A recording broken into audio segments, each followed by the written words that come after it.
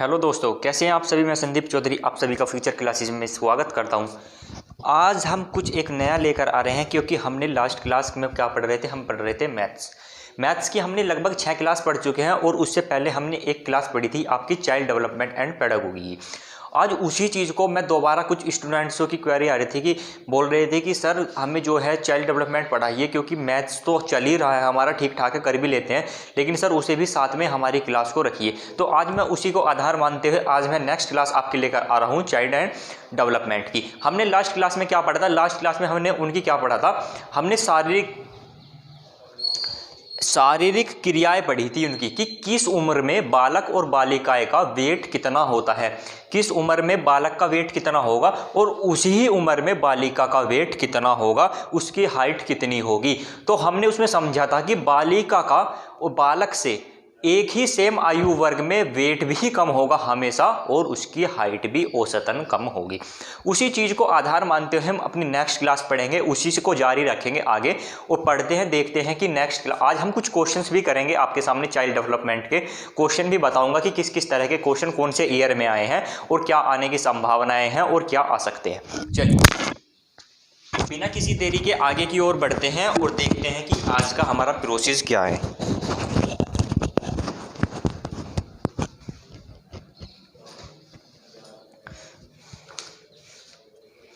देखिए आज हम बात करेंगे कि उनकी विकास की अवस्थाएं, उनकी स्कूल जाने की अवस्था, बच्चे की अनुमित आयु, किस आयु वर्ग में बच्चा स्कूल जाए और कौन सी उसे अवस्था कहा जाए। अगर जन्म से 2 वर्ष तक का बच्चा स्कूल में जाता है तो उसकी अवस्था को क्या बोलेंगे। स्कूल तो जाएगा ही नहीं, 0 से जब बच्चा कोई भी बच्चा पैदा होता है और उससे 2 साल के अंदर तक बच्चा स्कूल नहीं जाएगा तो उसकी जो स्थिति होगी, जो अवस्था होगी, उसे क्या बोलेंगे, उसे बोलेंगे शैशव काल। उसके बाद 2 वर्ष से 6 वर्ष तक की जो उसकी अवस्था होगी उसे बोलेंगे पूर्व बाल्यकाल। और 2 से 6 वर्ष के बीच का बच्चा ही, 2 वर्ष से 6 बीच के वर्ष का बच्चा ही कहा जाता है स्कूल में जाता है। लगभग 3 से 3.5 वर्ष का औसतन बच्चा क्या होता है, स्कूल में एडमिशन लेता है, तो उसे बोलेंगे पूर्व प्राथमिक। जो हमारे प्राइमरी कॉलेज होते हैं जिन्हें नंबर 1 बोला जाता है, जिनके लिए आप सभी तैयारी कर रहे हैं, बीटीसी कर रहे हैं, डीएलएड कर रहे हैं, टेट देंगे, वो वही प्राइमरी कॉलेज होता है, पूर्व प्राथमिक होता है, जिसमें बच्चा एडमिशन लेता है 2 साल से बाद में।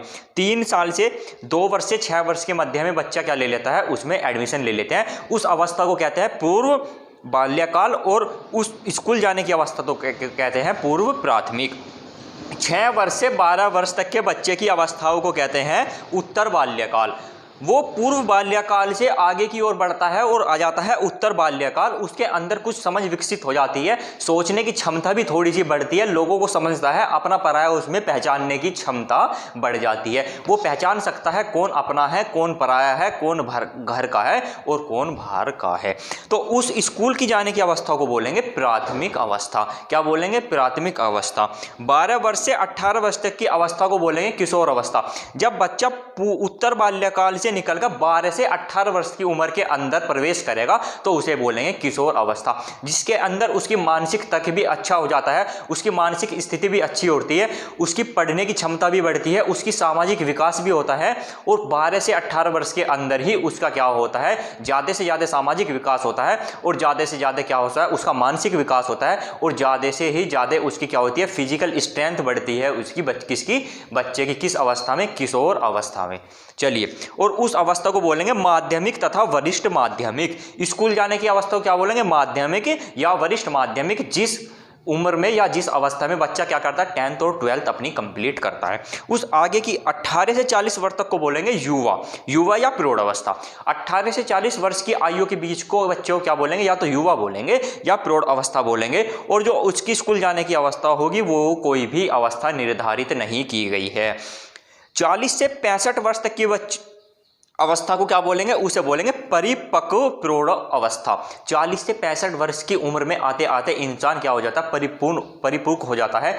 उसे अपने जीवन से उसे एक्सपीरियंस हो जाता है, तजुर्बा हो जाता है। वो सीखता है कि 40 साल तक मैंने क्या किया, तो उसे अच्छाई का और बुराई का ज्ञान हो जाता है। सामाजिक चीज़ों में ज़्यादा इंटरेस्ट लेना शुरू कर देता है, वो सामाजिक कार्य में ज़्यादा निर्भर हो जाता है और सामाजिक कार्य के अकॉर्डिंग ही वो अपने जीवन को आगे चलाता है। 40 से 65 वर्ष की आयु में आपने देखा होगा कि मैच्योरिटी लेवल सबसे हाई होता है इंसान का। उसे पता होता है कि क्या गलत है, क्या सही है, क्या करना हमें चाहिए और क्या नहीं हमें करना चाहिए। और 65 से ऊपर की अवस्था को कहेंगे वृद्धावस्था या वृद्ध प्रौढ़ अवस्था। 65 वर्ष से आयु की जो 65 वर्ष से आयु की के बाद की जो आयु होती है उसे वृद्ध बोला जाता है। उसे क्या बोला जाता है? प्रौढ़ अवस्था बोला जाता है या वृद्धावस्था बोला जाता है। जिसके आगे की जो होती है 65 वर्ष से बाद की आयु होती है उसमें इंसान क्या हो जाता है? वृद्ध हो जाता है। उसकी तार्किक क्षमता भी कम हो जाती है, उसकी मानसिक जितनी भी चीज़ें हैं वो गिरावट आ जाती है। उसे जो आइज़ होती है उसकी इतना फोकस नहीं कर पाती, उसकी दूरी भी देखने की घट जाती है, उसकी क्षमता, उसकी पावर भी घट जाती है, उसकी सोचने की क्षमता भी घट जाती है और उसकी काम करने की जो एफिशिएंसी है वो भी कम हो जाती है। तो इसी चीज़ को मैं आज आपको एक चार्ट बना रहा हूँ आपके सामने।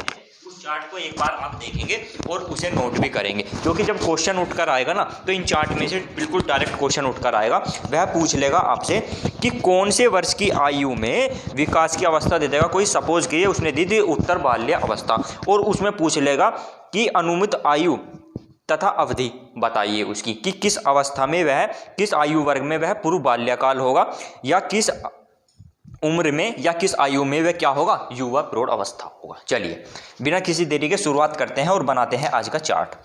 आधुनिक आयु तथा अवधि। अनुमानित आयु, अनुमानित आयु। और जो ये आपके सामने नोट्स मैं आपको बता रहा हूँ, जिसमें से मैं पढ़ के आपको बता रहा हूँ, जो चीज़ें समझा रहा हूँ, ये बहुत ही कारगर साबित होने वाले हैं। ये वही नोट्स हैं जो हर एग्ज़ाम में आते हैं। ये मैंने आपके लिए बहुत ही प्रयास कर कर अच्छे से मैंने बनाए हैं, इन्हें खोजा है मैंने, तो इन पर फोकस अवश्य करें। क्लास देखना ना देखना आपका काम है, मेरा कार्य है कि आपको बताना, समझाना और पढ़ाना। लाभ आपको ही होगा और हानि भी आपको ही होगी। लाभ भी आपको ही होगा और हानि भी आपको ही होगी। चलिए फोकस बनाकर रखें। स्कूल जाने की अवस्था, स्कूल जाने की अवस्था। और मैंने कहा था, आपको समझाया भी था कि हमारा जो एग्ज़ाम है यूपी टेट का डिले हो रहा है। डिले होने का मतलब अगर 2 महीने भी डिले हो जाता है तो हमारे चांसेस बढ़ जाते हैं 2019 बैच वालों के सुपर टेट देने के लिए। तो इसीलिए बोल रहा हूँ कि ज़्यादा से ज़्यादा फोकस रखें अपना टेट पर, यूपी टेट पर ज़्यादा से ज़्यादा फोकस रखें, क्योंकि हमें मौका मिल सकता है, संभावनाएं हमारी ज़्यादा से ज़्यादा प्रबल होती जा रही है। जन्म से 2 वर्ष तक, जन्म से 2 वर्ष कौन सी अवस्था होती है?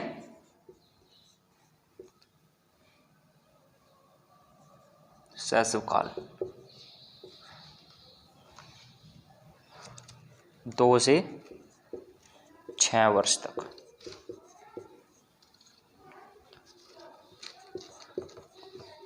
पूर्व बाल्य काल। पूर्व प्राथमिक, पूर्व प्राथमिक जिसे क्या बोलते हैं? नंबर 1 पूर्व प्राथमिक। 6 से 12 वर्ष तक। उत्तर बाल्यकाल, उत्तर बाल्यकाल। माध्यमिक तथा वरिष्ठ माध्यमिक। 18 से 40 वर्ष, 12 से 18, 12 से 18 वर्ष तक। युवा,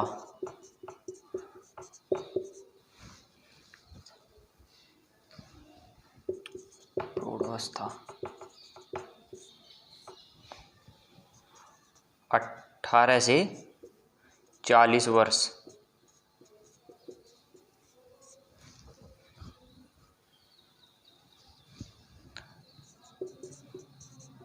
परिपक्व प्रौढ़ावस्था। और 40 से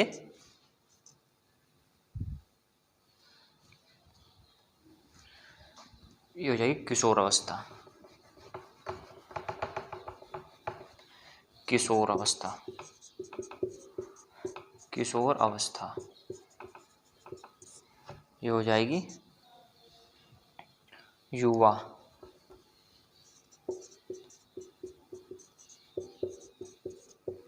प्रौढ़ावस्था, और 40 से 65 हो जाएगी आपकी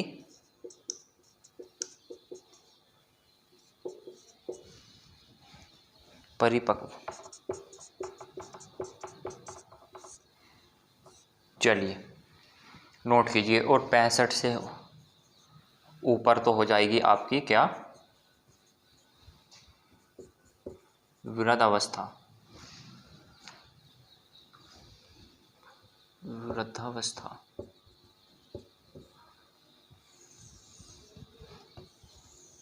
चलिए इसे नोट कीजिए आप। ये आपके लिए सबसे ज़्यादा कारगर साबित होगा।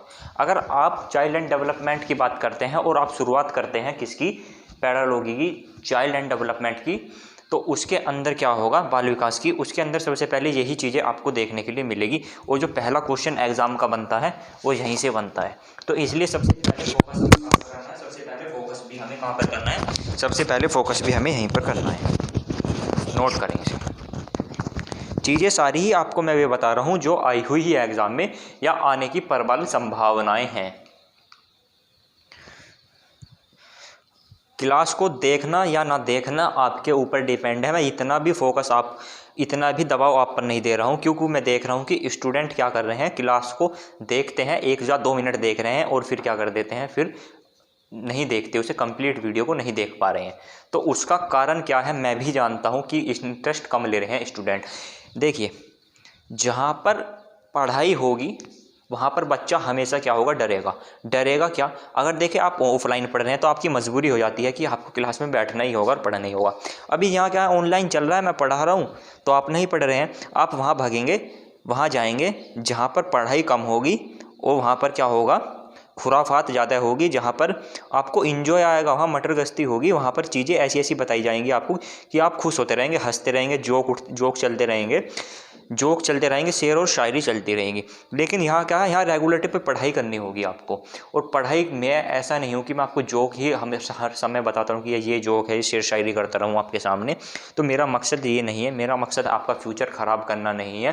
फ्यूचर ख़राब करने के लिए काफ़ी कोचिंग सेंटर्स चल रहे हैं, वहाँ आप जा सकते हैं, ठीक है ना। तो पढ़ें आप ना पढ़ें ऐसा कुछ भी नहीं है, मैं ज़बरदस्ती नहीं कर रहा हूँ, मैं सिर्फ, मेरा शौक़ है पढ़ाना, मेरा पैशन है, तो इसलिए मैं पढ़ा रहा हूँ। और वो आप पर डिपेंड करता है कि आप इस चीज़ को किस वे पर लेकर चलते हैं। चलिए, नोट कर लिया होगा आपने। अब आगे की कार्रवाई करते हैं, चलिए।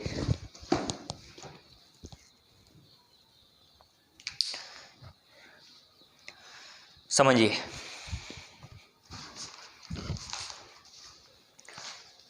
अब हम पढ़ते हैं। हमने ए पार्ट तो कर लिया था, शारीरिक विकास एवं ऊर्जा का संगठन। जो हम चीज़ें पढ़ रहे हैं ये पढ़ी थी हमने, शारीरिक विकास के अंदर एवं ऊर्जा का संगठन। अब सेकंड जो बी पार्ट है वह है मानसिक बढ़त एवं बुद्धि का विकास। मानसिक बढ़त एवं बुद्धि का विकास की जो मानसिक बढ़त होती है इंसान के, जो मानसिक होता है, जो बुद्धि होती है वो कब बढ़ती है, उसका IQ। देखिए, मानसिक विकास का संबंध बच्चों की बुद्धि के क्रमिक विकास से है। मानसिक विकास उसका कब बढ़ेगा या उसका संबंध किससे है, उसका संबंध, मानसिक विकास का संबंध है सीधा बच्चों की क्रमिक विकास से है, जो बुद्धि गुणांक या बुद्धि लब्धि IQ से प्रतिबंधित होता है। हालांकि यह बौद्धिक संवर्धन बच्चे के द्वारा परिवार में प्राप्त अनुभवों, सामाजिक परिवेश तथा बच्चों में विभिन्न परिस्थितिजन्य परिवर्तनों के आधार पर होता है। जो ये विकास होता है ना, ये कब होता है, देखिए, बच्चों के परिवार के से प्राप्त अनुभव, जो बच्चे का परिवार है उसके अंदर कैसा माहौल है, और वहाँ से वो उस अनुभव को प्राप्त करेगा कि वहाँ का माहौल किस स्टैंडर्ड का है, कैसा माहौल है, तो वहीं से वो क्या करेगा, वहीं से प्राप्त करेगा अनुभव। और सामाजिक परिवेश, किस समाज में रहता है, किस सोसाइटी में रहता है, उस सोसाइटी का लेवल कैसा है, वो अच्छे लेवल की सोसाइटी है, लो लेवल की सोसाइटी है, किस किस तरह के उसमें इंसान रहते हैं, मानव रहते हैं। और हाँ, बच्चा किस सोसाइटी में उठ बैठ रहा है, किस सोसाइटी में उसका आना जाना ज़्यादा है। अच्छी सोसाइटी में है, पढ़े लिखे इंसानों से ज़्यादा उसका मेल जोल है सोसाइटी में है, तो उसकी क्या होगी, ऑटोमेटिक ही उसकी ग्रोथ अच्छी होगी, डेवलपमेंट अच्छा होगा, विकास उसका अच्छा होगा। जिसके विभिन्न शोधों द्वारा मनोवैज्ञानिकों ने पुष्टि की है। मनोवैज्ञानिकों ने ही इनकी पुष्टि की है, उन्होंने ही अनुमान लगाया है या पुष्टि की है कि बच्चे का जो विकास होता है, बौद्धिक विकास, वो कहाँ से होता है, घर के परिवार के अनुभव से होता है या सामाजिक तौर पर होता है। मानसिक विकास के तहत बच्चों के द्वारा भाषा का ज्ञान प्राप्त करना प्रमुख है। मानसिक विकास के तहत बच्चों को क्या होना चाहिए, भाषा का ज्ञात होना चाहिए। और सबसे पहले जो बच्चों का विकास मेरे मायने में होना चाहिए, सबसे पहले होता है उसका क्षेत्रीय भाषा का विकास। जिस क्षेत्र में बच्चा रहता है उस क्षेत्र की भाषा को सीखता है। सपोज कीजिए अभी आप कोई से भी स्टेट से हैं, जैसे सपोज कीजिए हम यूपी से हैं या हरियाणा से हैं या पंजाब से हैं, तो वहाँ की भाषा ही पहले क्षेत्रीय भाषा बच्चा सीखता है। हरियाणा की भाषा सीखेगा, यूपी की सीखेगा या कहाँ की सीखेगा, पंजाब की सीखेगा। उसके बाद क्या है हमारी, जैसे फिर हिंदी सीख ली, उसके बाद क्या इंग्लिश सीख ली, फिर कुछ भी सीख लो, तमिल सीख लो, तेलुगु, कुछ भी सीख सकते हैं आप। तो वो क्या है, सबसे पहले बच्चा सीखेगा क्षेत्रीय भाषा। क्षेत्रीय भाषा का ज्ञान सबसे होना जरूरी है, सबसे ज़्यादा महत्वपूर्ण है क्या, क्षेत्रीय भाषा का ज्ञान, जिसके लिए वह अपने आसपास के परिवेश से शब्द लेकर अपनी शब्द सामर्थ्य संवर्धित करता है। एक शोध के अनुसार विभिन्न आयु वर्गों में उनकी मूल सामर्थ्य निम्नलिखित पाई गई है। 4 वर्ष का बच्चा कितने शब्द में सामर्थ्य होता है बोलने के लिए, 5600 मूल शब्द। 5600 मूल शब्द वह क्या है, बोल सकता है। देखिए एक चार्ट और मैं आपके सामने लेकर आ रहा हूं और उम्मीद करता हूं कि अगर आप इस चार्ट को अच्छे से तैयार करेंगे तो एक क्वेश्चन तो आपको देखने के लिए मिलेगा ही, यूपी टेट में मिले या सी टेट में मिले। देखिए जो चीज़ें हैं ना, मैं बिल्कुल डायरेक्ट नहीं पढ़ा रहा हूँ आपको, मैं डेस्क्रिप्टिव तौर पर पढ़ा रहा हूँ, कहानी के रूप में पढ़ा रहा हूँ। और जब आप इसे कंप्लीट कर लेंगे और जब मैं आपको क्वेश्चन लगाने शुरू करूँगा ना, तो आप अपने आप ही उत्तर दोगे, अपने आप ही उत्तर दोगे। चलिए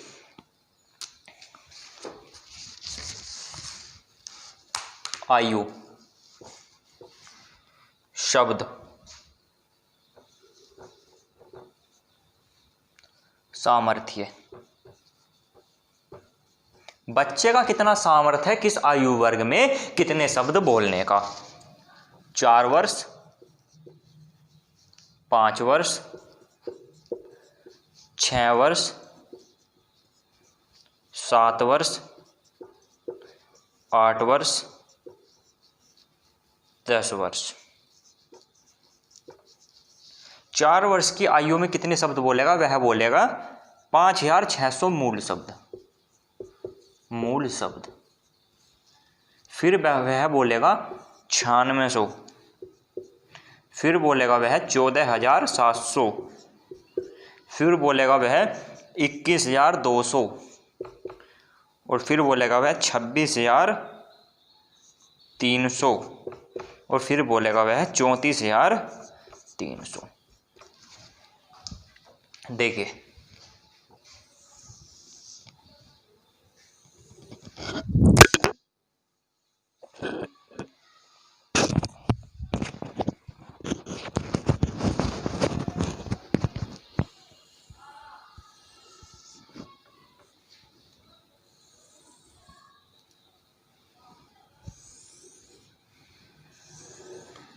4 वर्ष की आयु में बच्चा कितने शब्द बोलेगा, 4 वर्ष की आयु में बोलेगा बच्चा मूल शब्द, उसका सामर्थ्य कितना होगा बोलने के लिए, 5600 शब्द।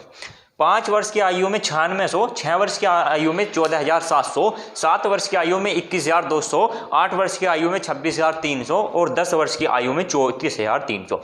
अब क्वेश्चन आपसे डायरेक्ट क्या पूछा जाएगा, क्वेश्चन पूछा जाएगा कि 6 वर्ष की आयु में, 6 वर्ष की आयु में बच्चे का शब्द का सामर्थ्य कितना होगा। तो क्वेश्चन दे दिया आपको कि 6 वर्ष की आयु में बच्चे का शब्द सामर्थ्य कितना होगा।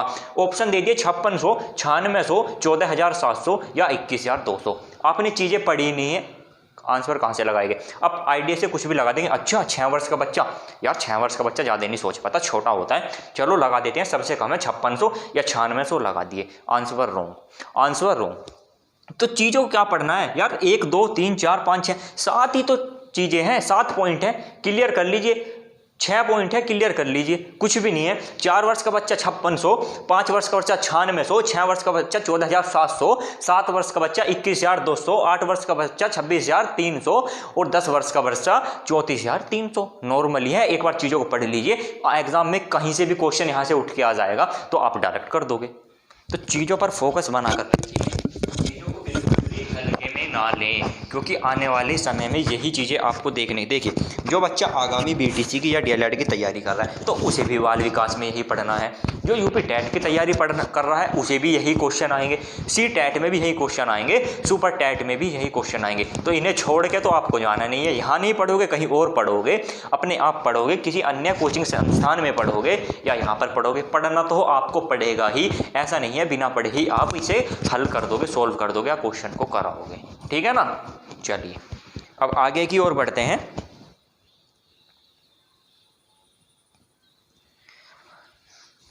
देखिए 2 पॉइंट हमारे क्या हो गए कंप्लीट। अब तीसरे पॉइंट की ओर बढ़ते हैं। संकल्पना का विकास, कॉन्सेप्ट डेवलपमेंट। बच्चा स्कूल जाने के पहले ही घर पर अपने अनुभवों के आधार पर विभिन्न प्रकार की वस्तुओं, व्यक्तियों जैसे मोटर गाड़ी, पुस्तकें, डॉक्टर, सड़क, दुकान आदि के बारे में अपनी संकल्पनाएं, कॉन्सेप्ट विकसित कर लेता है। देखिए बच्चा जब स्कूल जाने से पहले, बच्चा भी स्कूल जाने की तैयारी कर रहा है, उसका एडमिशन कराना है, तो बच्चा उससे पहले क्या संकल्पना कर लेता है, कॉन्सेप्ट डेवलपमेंट कर लेता है। देखा है आपने, अगर कोई बच्चा आपके घर में छोटा बच्चा है, अगर आप उसका स्कूल में क्या करा रहे हैं, एडमिशन कराना चाहते, तो बच्चा पहले से जानता है कि ये सड़क है, ये गाड़ी है, ये बाइक है, ये डॉक्टर हैं, या ये पुस्तक है, या ये दुकान है, तो बच्चा पहले से ही जानता है। तो यही चीज़ें बता रहे हैं कि बच्चा पहले से ही संकल्पना विकसित कर लेता है। इसमें जगह, दूरी, समय, गणना संबंधों का विकास आदि विभिन्न प्रकार के क्षेत्र में शामिल नहीं है। बच्चा क्या कर सकता है, दूरी नहीं नाप सकता इस उम्र में। बच्चे को ये तो पता है ये सड़क है, लेकिन उसे ये नहीं पता कि इसकी दूरी क्या है। बच्चे को ये नहीं पता कि समय अभी क्या एक्चुअल है। 3 साल के बच्चे को नहीं पता होता कि एक्चुअल समय अभी क्या है। बच्चे को गणना नहीं करनी आती, बच्चे को गिनती इस प्रकार नहीं आती कि वो चीज़ों को क्या कर दे, कैलकुलेशन कर दे। संबंधों का विकास आदि विभिन्न प्रकार के क्षेत्र शामिल नहीं है। यह नहीं, इसके द्वारा उसमें समस्या का तार्किक हल निकालने की अद्भुत क्षमता उत्पन्न होती है। यह नहीं, इसके द्वारा उसमें समस्या का तार्किक हल निकालने की अद्भुत क्षमता उत्पन्न होती है। इसका मतलब यह नहीं है कि उसके अंदर जो है तार्किक क्षमता, जिसे रीजनिंग बोलते हैं, कि वो क्वेश्चन उसके अंदर ऐसी अद्भुत क्षमता होती है कि वो इन चीज़ों को सोल्व कर ले। छोटा बच्चा होता है, छोटा ही उसका ज्ञान होता है। बच्चा बड़ा होता जाता है तो उसी स्टैंडर्ड पर उसका ज्ञान होता है, बढ़ता जाता है। जितना भी ज्ञान बांटोगे उतना ही बटेगा, उतना ही बढ़ेगा। अगर मैं जो चीज़ें अपने आप से यहाँ पे आपको बांट रहा हूँ तो ये मेरा भी ज्ञान बढ़ रहा है। ज्ञान हमेशा बांटने से बढ़ता है। अगर आप सोचो कि मैंने इतनी सारी चीज़ें पढ़ ली और मैं अपने पास ही इसे समेट के रखूं, किसी से भी शेयर मत करूं, तो ये बहुत ही गलत है। आपके लिए ये हानिकारक है, आपके लिए ही डिसएडवांटेज है, क्योंकि आप अपने आप में इतने घमंडी हो जाएंगे, चीज़ों को सोचोगे कि ये चीज़ें सिर्फ मेरे पास है, मेरे पास ही इसका क्या है, मैंने ही इस पर कब्जा कर लिया। तो वो बहुत ही गलत आप कर रहे हैं। अगर आपको कुछ चीज़ आती है, आपको किसी चीज़ की फील्ड की नॉलेज है, ज़रूरी नहीं स्टडी में, आपको किसी भी फील्ड की नॉलेज है तो उसे शेयर कीजिए। अपने पास जितने भी हैं उन सब से शेयर कीजिए। जो आपसे सीखना चाहता है उसे सिखाइए, तो उससे आपका ही ज्ञान में क्या होगा, बढ़ोतरी होगी। आगे की ओर बढ़ते हैं। भावनात्मक विकास।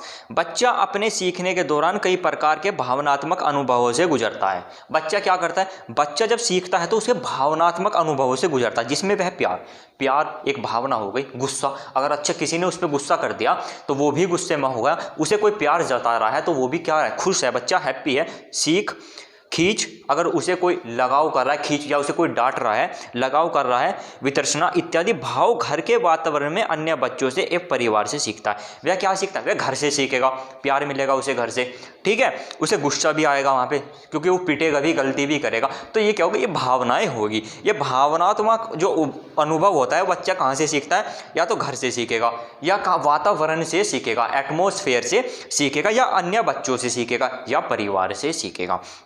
तो स्कूल में अन्य बच्चों के साथ समन्वयता के कारण उसके संबंध प्रगाढ़ होते हैं। लगाव, अपनत्व का भाव, सुरक्षा एवं सम्मान का भाव इसके प्रमुख सोपान है। जब बच्चा स्कूल जाएगा उसे नए नए स्टूडेंट्स बच्चे मिलेंगे अपनी ही उम्र के, एज के, अपनी ही क्लास के, तो उसके अंदर क्या होगा, प्रेम भावना भी उत्पन्न होगी।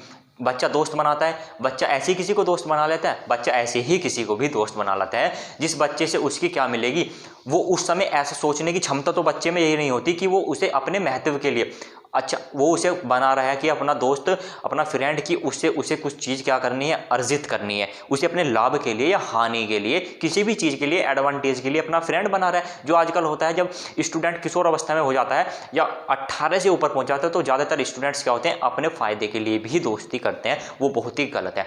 लेकिन उस उम्र में छोटे बच्चे, उसे फ़ायदे और नुकसान का कोई भी अनुभव नहीं होता। वो बनाता है अपनी म्यूचुअल अंडरस्टैंडिंग। जो उसे अच्छा लगा उससे उसने दोस्ती कर ली, जो उसे बुरा लगा वो उससे दोस्ती नहीं कर रहा। तो इसी चीज़ें जो उसके अंदर होता है, भावनात्मक विकास पैदा होता है या तो घर से या अन्य बच्चों से या परिवार से।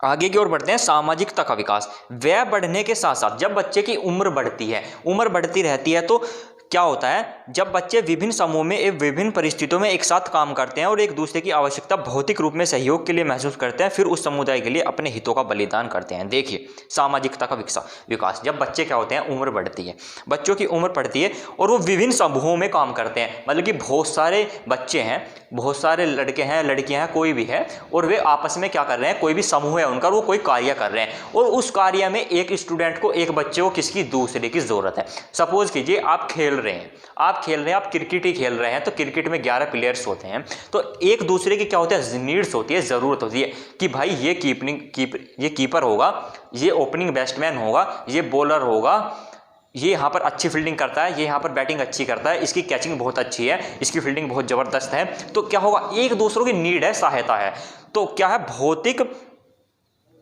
रूप में सहयोग के लिए महसूस करते हैं, फिर उस समुदाय के लिए अपने हितों का बलिदान करते हैं। तो बलिदान का मतलब समाज के लिए, अगर समाज से आप कुछ सीख रहे हैं, समूह में कार्य कर रहे हैं और समाज को किसी भी चीज़ की आवश्यकता है, तो आप क्या करते हैं, उसके लिए बलिदान भी कर देते हैं। तो इससे उनमें सामाजिक भावनात्मक का तीव्र विकास होता है। अपने हितों का बलिदान करता है, तो इससे उनमें सामाजिक भावना का तीव्र विकास होता है। साथ ही अपने विगत अनुभव के आधार पर जन्मभूमि एवं देश प्रेम के रूप में भी प्रकट होता है। इसी के साथ ही व्यक्ति निर्माण की प्रक्रिया संबंधित, जब बच्चा क्या करता है, अपने समाज में बलिदान करता है, तो उसके क्या होता है, उसका अनुभव और उसकी जन्मभूमि और देश प्रेम के लिए क्या होता है, वो प्रकट होता है कि वो देश प्रेम। अब देखिए, अब हम ही, छोटे बच्चे को कुछ पता नहीं होता जब उसकी आयु कम होती है कि देश प्रेम होता क्या है, उसे नहीं पता होता, उसे सिर्फ पता होता है कि अपना परिवार है, अपने दोस्त हैं, बातचीत खत्म। लेकिन अब जब इस अवस्था में हम बड़े होते हैं, बड़े होते जाते हैं, तो हमें पता होता है कि भाई समाज के लिए क्या कार्य सही होगा और क्या कार्य गलत होगा, और देश से हम प्रेम करते हैं, ये देश हमारा है, हम इस देश के लिए बलिदान दे सकते हैं।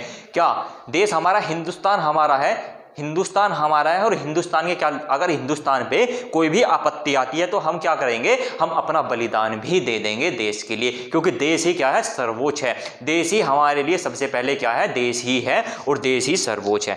अब आगे की ओर बढ़ते हैं, विकासात्मक परिवर्तनों के लक्ष्य। चलिए, अब मैं जो चीज़ें आपकी थोड़ी रह गई वो कराऊंगा मैं आपकी नेक्स्ट क्लास में, वो कराऊंगा मैं क्या, आपकी नेक्स्ट क्लास में। मैं आज आपसे 1 या 2 क्वेश्चन करने जा रहा हूँ, 1 या 2 क्वेश्चन करने जा रहा हूँ। चलिए, आज मैं इस क्लास के जो मैंने डेस्क्रिप्टिव चीज़ें पढ़ाई है उन्हें मैं एक काम करूँगा, और मैंने आपसे वादा किया था शुरू में ही क्लास के लिए कि मैं आपको 2 से 3 क्वेश्चन आपको जरूर कराऊंगा, जिससे आप देखें कि आपका स्टैंडर्ड कहाँ है। अभी मैं आपको डेस्क्रिप्टिव पढ़ा रहा था, अभी क्या पढ़ा रहा था मैं, डेस्क्रिप्टिव, और बच्चे क्या है, इंटरेस्ट कम लेते हैं, उत्साह भी कम होता है इन चीज़ों को पढ़ने के लिए कहानी के रूप में। बच्चे क्या करते हैं, बस क्वेश्चन मिल जाए और डायरेक्ट हम आंसर बता दें आपको और आप खुश। अब मैं यही काम करूंगा 2 क्वेश्चन में, और अब देखूंगा कि आपका स्टैंडर्ड कहाँ है। अब बताना कि मुझे कि आप पर आता है या नहीं आता। मुझे पता है नहीं आता, आप तुक्के फिट करते हैं, और इसलिए ही क्या होता है, आपके मार्क्स आप गेन नहीं कर पाते। पहला क्वेश्चन, बाल विकास से तात्पर्य है, बाल विकास से तात्पर्य है, जल्दी बताइए कि बाल विकास से क्या तात्पर्य है। पहला ऑप्शन है केवल बालकों का विकास, केवल बालकों का विकास। और बाल विकास, चाइल्ड डेवलपमेंट एक ऐसा सब्जेक्ट है जिसके चारों ऑप्शन आपको हमेशा सही लगेंगे, चारों ही ऑप्शन आपको सत्य लगेंगे, लेकिन उनमें एक ही होगा परफेक्ट आंसर। तो इसलिए ही यहाँ पे पॉसिबिलिटीज होती है ज़्यादा क्वेश्चन गलत होने की। नेक्स्ट की ओर बढ़ते हैं, बी, केवल बालिकाओं के लिए, केवल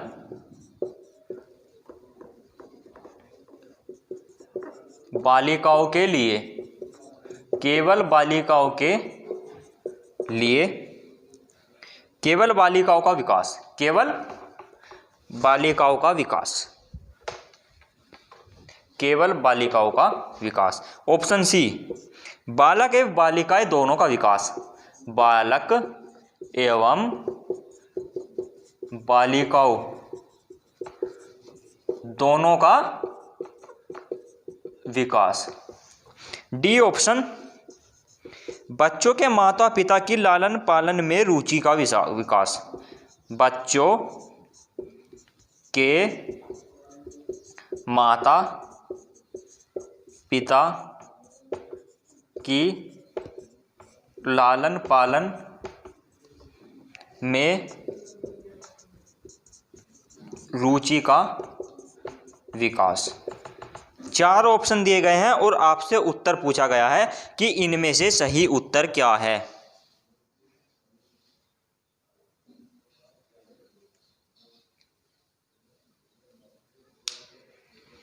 अब बताइए कि इसका उत्तर क्या। देखिए, बाल विकास से तात्पर्य है, ये क्वेश्चन में पूछा गया है कि बाल विकास से क्या तात्पर्य है, और आया हुआ क्वेश्चन है आपका यूपी टेट में।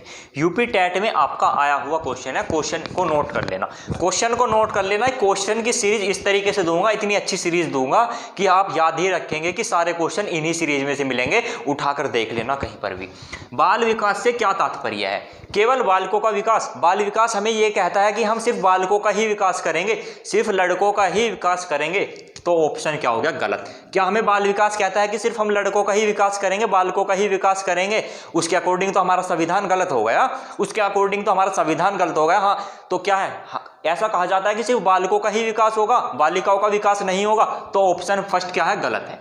सेकंड, केवल बालिकाओं का ही विकास होगा। कहीं पर आपने देखा है कि केवल बालिकाओं का ही विकास होता है, बालकों का विकास नहीं होता है, तो ऑप्शन ये भी गलत है। ऑप्शन थर्ड, बालक एवं बालिकाओं दोनों का विकास। इसमें तो ऑप्शन में भाई दम है कि बालक का भी हो रहा है और बालिकाओं का भी हो रहा है, क्योंकि बालक और बालिकाएं ही क्या है, पढ़ते हैं, उन्हीं का ही विकास हो रहा है। उसने पूछा बाल विकास से तात्पर्य है बालक एवं बालिकाएं दोनों का विकास। भाई क्वेश्चन में बिल्कुल दम है, ऑप्शन सी में दम है कि ये हो सकता है, लेकिन हमें फोर्थ ऑप्शन भी पढ़ना है, ऐसा नहीं पढ़ना जो अच्छा लगा टिक लगा दिया। भाई चारों आंसर उसके ठीक होने के प्रबल दावेदार होते हैं बाल विकास के अंदर। बच्चों के माता पिता की लालन पालन में रुचि का विकास। अगर बच्चे के माता पिता के लालन पालन में रुचि में विकास, अगर बालक में ज्यादा विकास है या बालिकाएं में विकास है, भाई बात तो मुझे ये भी ठीक लग रही है, लेकिन जो इसका सही उत्तर है वह है बालक एवं बालिकाएं दोनों का विकास। जो बालक के विकास से तात्पर्य है वह है बालक एवं बालिकाएं दोनों के विकास से, क्योंकि बच्चों के माता पिता की जो लालन पालन की रुचि होती है वो क्या होती है, केवल बालिकाओं के लिए ही नहीं होती या केवल बालकों के लिए ही नहीं होती, वो दोनों के लिए होती है। तो उसका उत्तर होगा बालक एवं बालिकाएं दोनों का विकास। अब नोट कीजिए क्वेश्चन को, कितना अच्छा क्वेश्चन था और आया हुआ क्वेश्चन है, बहुत अच्छा क्वेश्चन था, लास्ट एग्जामों में आपका आया हुआ है, एक बार जाके सर्च कर लेना, देख लेना।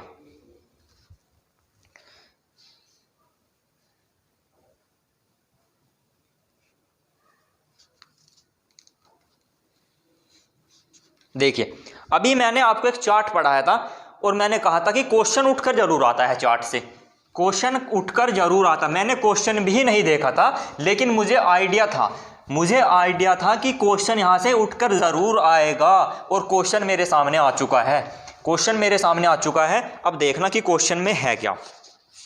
क्वेश्चन नंबर 2, बच्चे के मस्तिष्क का आकार, बच्चे के मस्तिष्क का आकार किस आयु वर्ग में